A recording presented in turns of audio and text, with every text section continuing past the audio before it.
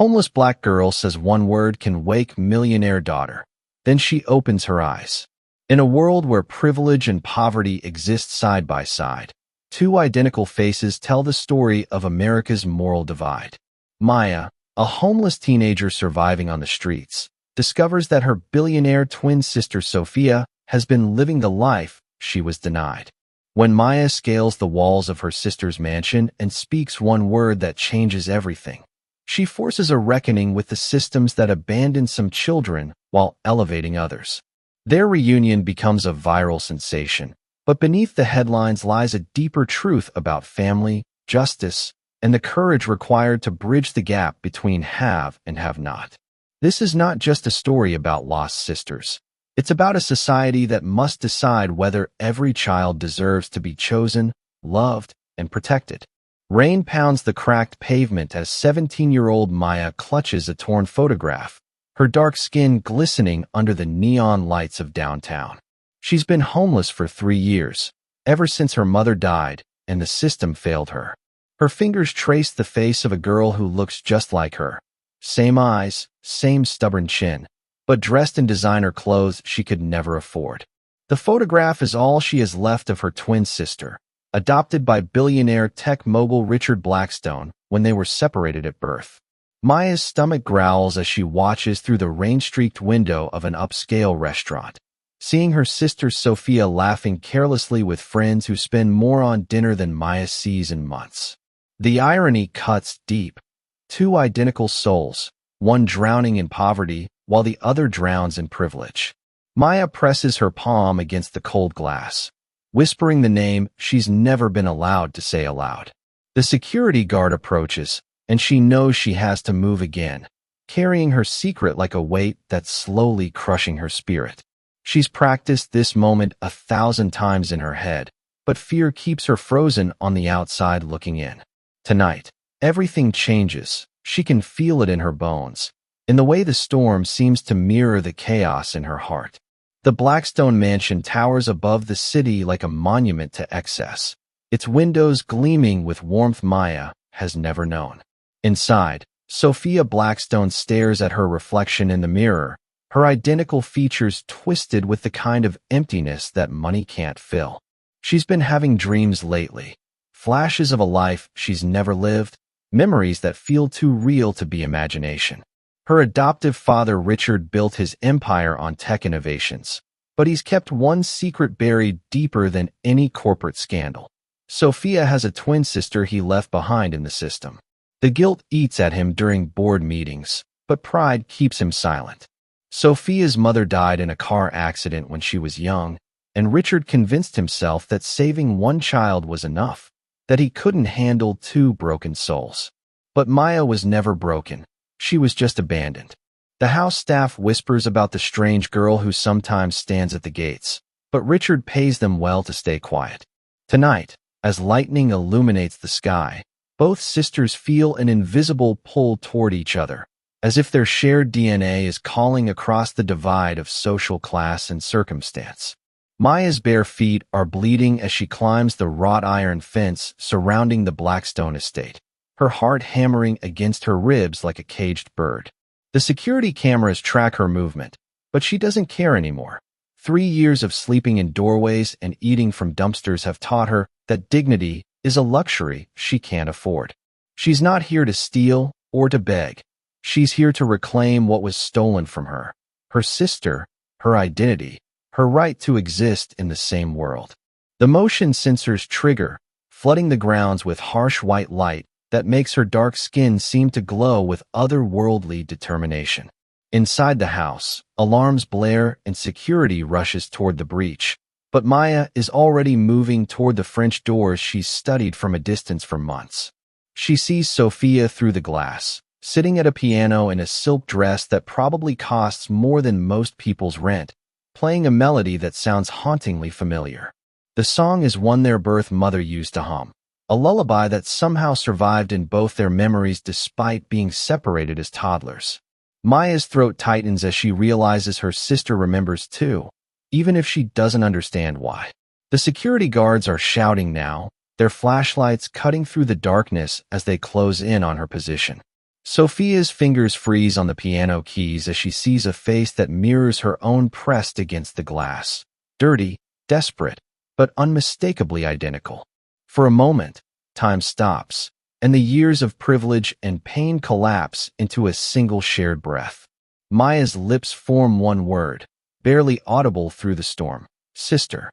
The word hits Sophia like a physical blow, confirming what her dreams have been trying to tell her for years. She rises from the piano bench, her legs shaking as she approaches the door, while security guards tackle Maya to the ground just inches away. Through the chaos, their eyes lock, and something ancient and unbreakable passes between them. A recognition that transcends blood, transcends the circumstances that drove them apart. Richard Blackstone appears in the doorway, his face pale with the terror of a secret finally exposed. He spent millions on security systems and legal walls, but he never could secure his conscience. Sophia's voice cuts through the noise like a blade. Let her go. The words carry the weight of 18 years of questions finally getting answers, of privilege finally meeting its moral reckoning. Maya stops struggling, her eyes never leaving her sister's face, and in that moment, both girls understand that their real lives are just beginning. The hospital room is sterile white, but the tension is electric as Maya lies unconscious, her body finally giving in to years of malnutrition and exposure. Sophia sits beside her, still in her designer dress, but looking more human than she has in years. The doctors confirmed what both sisters already knew in their hearts. Identical DNA, identical blood type, identical souls split by circumstance. Richard Blackstone paces the hallway, his billion-dollar empire seeming suddenly fragile against the weight of his moral failure. His lawyers are already crafting statements, but no amount of money can buy back the years he stole from both daughters. Sophia's hand hovers over Maya's, afraid to touch the evidence of her own privilege, afraid to feel the calluses that tell the story of survival she never had to write. The machines beep steadily, monitoring a heartbeat that should have been beating beside hers all along. Maya's skin is scarred from streets that Sophia never had to walk, but her face in sleep looks peaceful, finally safe, finally found. The private room costs more per day than Maya used to see in months, but for the first time, Sophia understands the true cost of her comfort. She whispers apologies to the air, knowing that consciousness is the first step toward redemption, but not knowing if forgiveness is possible after 18 years of separation. Maya's eyes flutter open to see a face that looks like her own but softer, unmarked by the brutality of abandonment. The first word she speaks is why, not accusatory, but full of the kind of pain that comes from years of wondering if she was worth loving. Sophia's voice breaks as she tries to explain a father's choice that she's only now learning to question, a system that she benefited from without understanding its cruelty. The room fills with the weight of unspoken years, of birthdays missed, of dreams deferred, of one sister climbing while the other fell. Maya's hand is smaller than Sophia's, toughened by survival, but still recognizably the same shape, the same long fingers that used to reach for each other in their shared crib. The truth spills out in fragments. Richard's fear after their mother's death, the overwhelming responsibility of raising two traumatized children, the way money made it easier to choose one and forget the other. Maya listens without judgment, her dark eyes reflecting a wisdom that comes from having nothing left to lose. She doesn't ask for explanations or apologies. She asks for something harder. What happens now? The question hangs in the air like a challenge, demanding not just acknowledgement but action, not just recognition but reparation. Sophia realizes that finding her sister is only the beginning of a longer journey toward justice. The media circus explodes overnight when a hospital employee leaks photos of the billionaire's secret daughter to social media. The hashtag twin sister story goes viral, but the narrative splits along predictable lines. Some see a heartwarming reunion, others see a damning indictment of systemic inequality. Maya watches the coverage from her hospital bed, seeing her story reduced to clickbait headlines that miss the deeper truth about how society discards its most vulnerable children. Richard's stock price plummets as investors question his judgment, his character, his fitness to lead a company that markets itself as socially responsible. Sophia finds herself thrust into a spotlight she never wanted, forced to confront the privilege she'd taken for granted while her sisters starved in shadows. The photos show Maya's transformation from homeless to hospitalized, but they can't capture the emotional distance that money and abandonment created between two people who should have grown up together. Comments flood in from around the world, some supportive, others cruel, most missing the point entirely. The viral moment becomes a mirror for society's own failures, forcing uncomfortable questions about how we treat our most vulnerable while celebrating our most privileged. Maya's face becomes a symbol of every child left behind, every system that fails, every choice that prioritizes comfort over compassion. The world watches, but watching is not the same as changing. The boardroom at Blackstone Tech is silent as shareholders demand answers that Richard cannot give without destroying what's left of his reputation. He built his empire on the promise of connecting people, but he couldn't connect with his own daughter when she needed him most. The irony is not lost on anyone. The man who revolutionized communication failed at the most basic human connection. Sophia stands at the window, watching protesters gather outside with signs reading "Justice for Maya" and "Privilege has a price." The company's diversity initiatives suddenly seem hollow, performative, when the CEO himself participated in systemic abandonment. Maya's story becomes a case study in business schools, a cautionary tale about how personal choices can become public reckonings. The board votes to suspend Richard pending investigation, but the damage goes deeper than corporate governance. It cuts to the heart of how society values some lives over others. Sophia makes a decision that will change everything. She liquidates her trust fund, announcing plans to establish a foundation for homeless youth, with Maya as co-director. The gesture is powerful, but both sisters know that money alone cannot bridge the gap that abandonment created. The real work begins now, in the daily choice to see each other as whole people rather than symbols of guilt or redemption. The viral moment fades, but the relationship that emerges from it will last a lifetime. The courtroom is packed with reporters and activists as Maya testifies about the system that failed her while her identical twin lived in luxury. Her voice is steady, but her hands shake as she describes sleeping in subway tunnels while her sister slept in a mansion just miles away. The custody case isn't about money. It's about accountability, about whether society will continue to accept the discarding of vulnerable children. Sophia sits in the front row, her presence a visual reminder of the arbitrary nature of privilege and poverty. The judge, a Black woman who understands the weight of systemic injustice, listens with the gravity the case deserves. Maya's testimony is not vindictive. It's educational, forcing everyone present to confront the reality of homelessness that exists in the shadows of wealth. She speaks about the foster families who failed her, the social workers who lost track of her, the nights she wondered if she would survive until morning. Her words carry the authority of lived experience, the kind of truth that cannot be purchased or performed.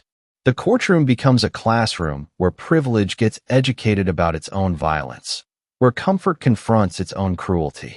Maya's strength in this moment is not just personal. It's political, challenging every assumption about worth and value that money creates. The testimony goes viral, but this time the focus is on her words, not her wounds. The verdict comes down like thunder. Richard Blackstone is found guilty of child abandonment and ordered to pay restitution, but the real judgment is moral, not legal. The courtroom erupts as Maya and Sophia embrace, two halves of a whole finally reunited, not just physically, but legally. The judge's words ring out. This case represents not just individual failure, but systemic failure. And individual action is just the beginning of systemic change.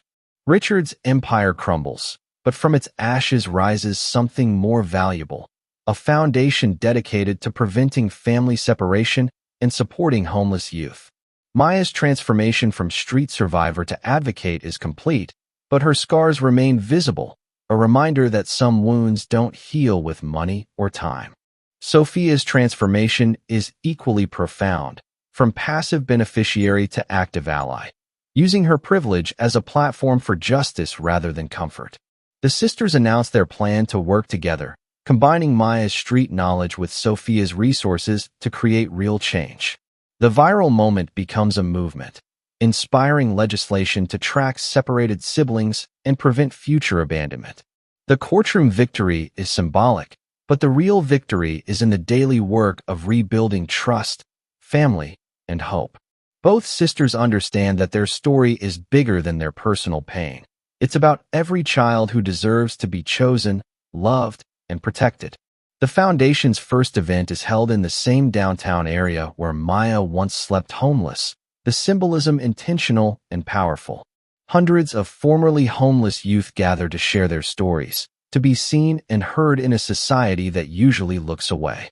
Maya speaks without notes, her voice carrying the authority of someone who survived what others only fear. She talks about the night she almost gave up, the morning she decided to fight, the moment she realized that her sister's privilege could become their shared responsibility. Sophia introduces her as my sister, my teacher, my partner in justice, and the crowd erupts in applause that feels like vindication.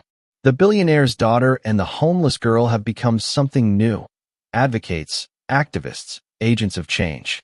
The event raises millions, but more importantly, it raises consciousness about the arbitrary nature of poverty and wealth. The media covers it not as a feel-good story, but as a call to action, a challenge to society to do better by its most vulnerable members. Maya's speech ends with a question that echoes through the crowd. How many more sisters are we leaving behind? The event becomes an annual tradition, a reminder that justice is not a destination, but a journey that requires constant vigilance and compassion. The viral moment has become a lasting movement, proof that individual stories can spark systemic change. The final scene shows Maya and Sophia walking through the same streets where Maya once slept, but now they're walking together, their identical faces reflecting different experiences but shared purpose. The homeless shelter they're visiting is funded by their foundation, staffed by people who understand both poverty and privilege. Maya's expertise guides the programming, while Sophia's resources make it possible, their partnership a model for how inequality can be addressed through alliance rather than charity. The building that once housed Richard's corporate headquarters has been converted into transitional housing, the ultimate symbol of how power can be redistributed rather than just redistributed. Maya's scars are still visible, but they're no longer marks of shame. They're evidence of survival, testimony to strength, proof that the system can be survived and changed. Sophia's privilege is still real, but it's no longer unconscious. It's a tool for justice rather than a barrier to understanding.